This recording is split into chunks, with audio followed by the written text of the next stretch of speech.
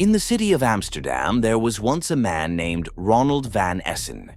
Ronald was a powerful figure in a dangerous world filled with crime. He made a lot of money selling drugs, especially ecstasy pills, which were very popular in the 1990s. But even though he was rich and powerful, Ronald's life took a terrible turn on a cold day in December 1999. This is the story of Ronald van Essen, a man who went from being a powerful criminal to fighting for his life in just one day. Ronald van Essen wasn't always involved in crime.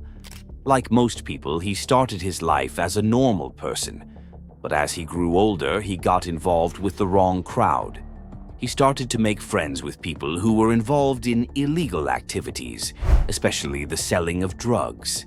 In the 1990s, Ronald became a key player in a large drug dealing group that made millions of dollars by selling ecstasy pills.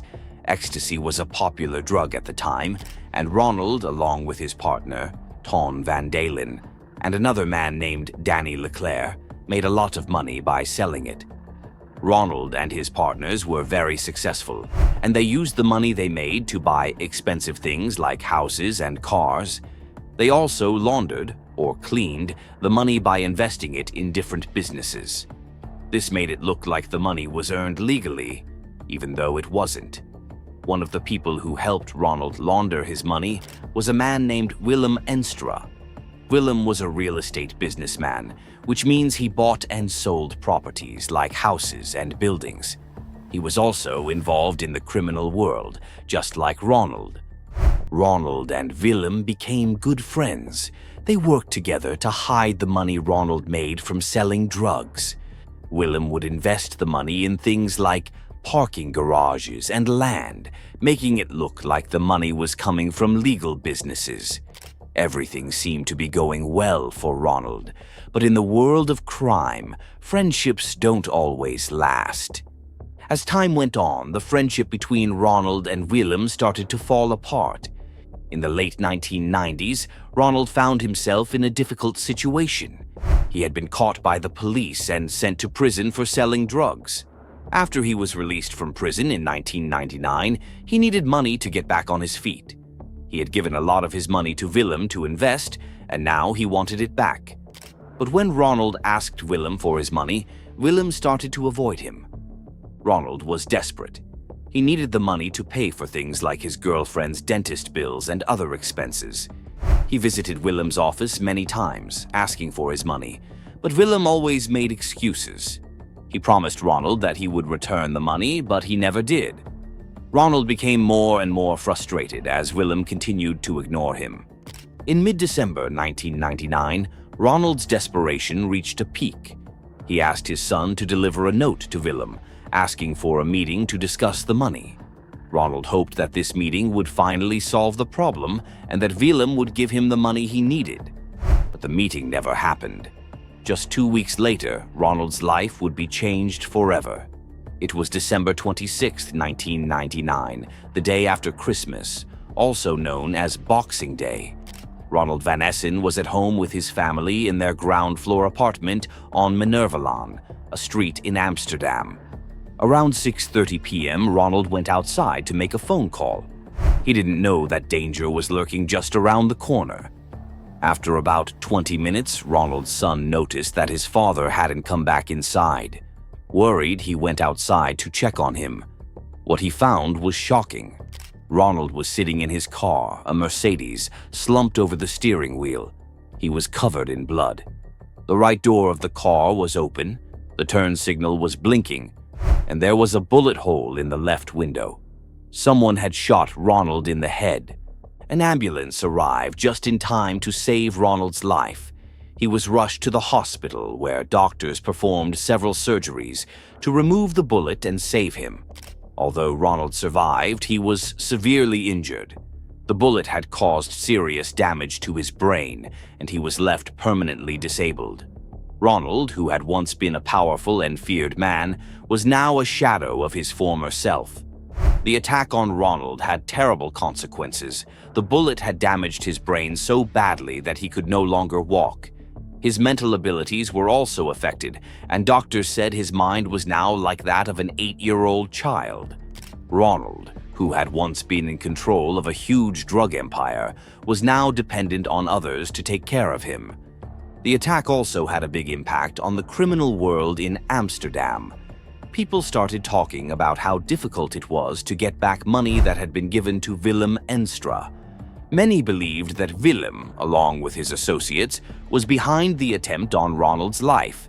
They thought that Willem didn't want to give Ronald his money back, so he decided to have him killed instead.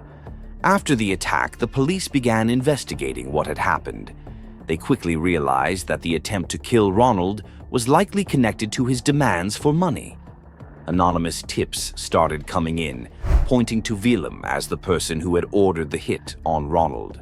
The tips suggested that Willem had passed the order down to other criminals, including a man named Willem Holleeder, who was a well-known figure in the Amsterdam underworld.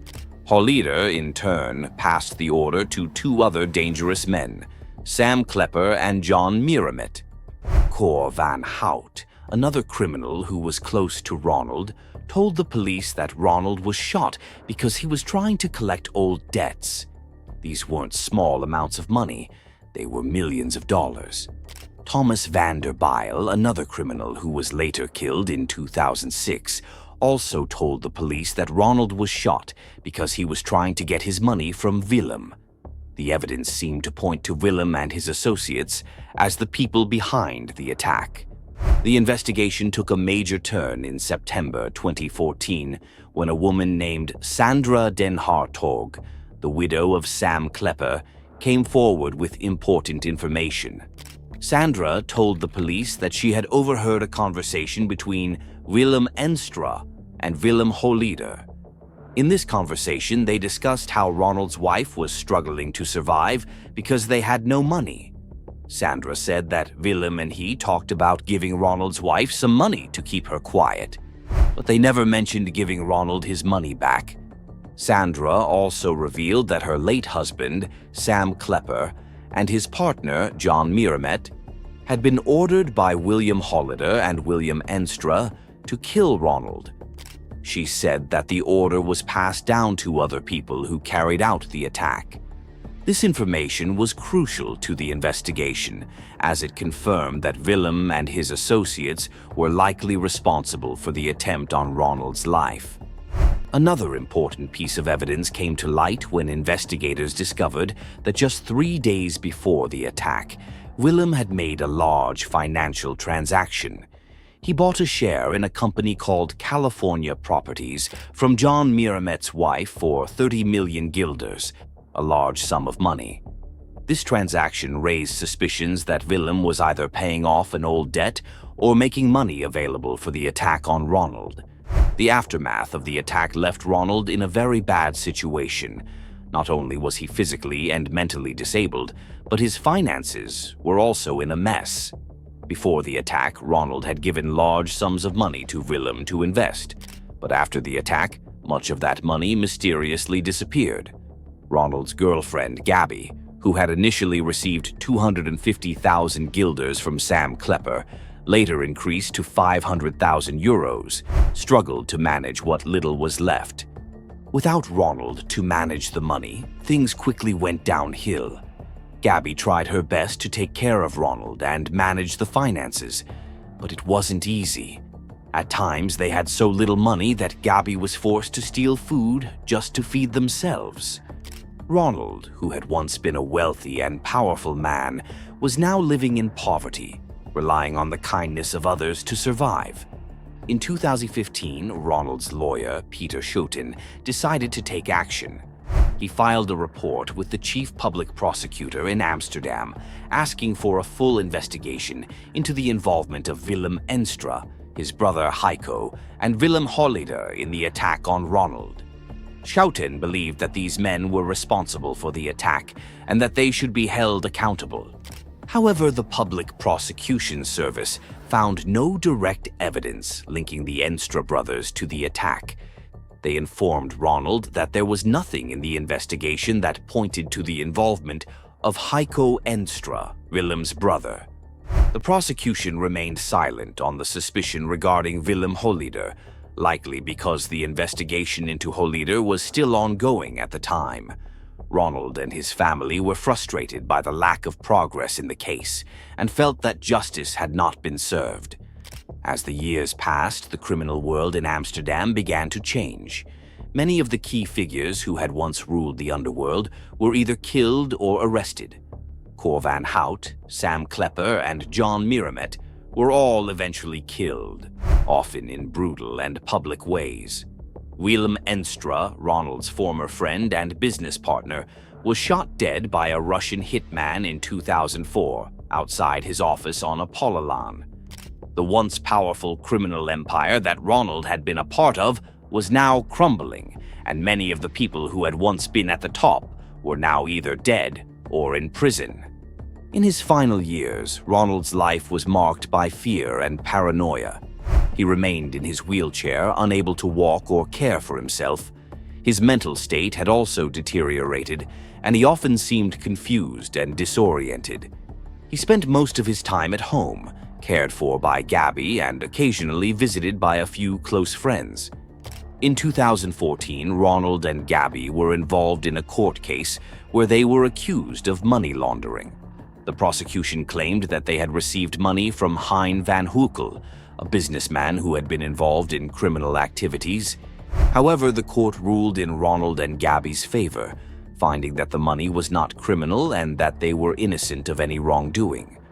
Although they won the case, it was a hollow victory for Ronald. By then, his health had deteriorated so much that he could barely understand what was happening. The story of Ronald van Essen is a tragic one. He was a man who once had everything: money, power, and influence, but lost it all because of the dangerous world he was a part of. His rise to power in the criminal world was followed by a dramatic fall, as he became a victim of the same violence and betrayal that he had once thrived on. The attack in 1999 left him physically and mentally disabled, and his life was never the same after that.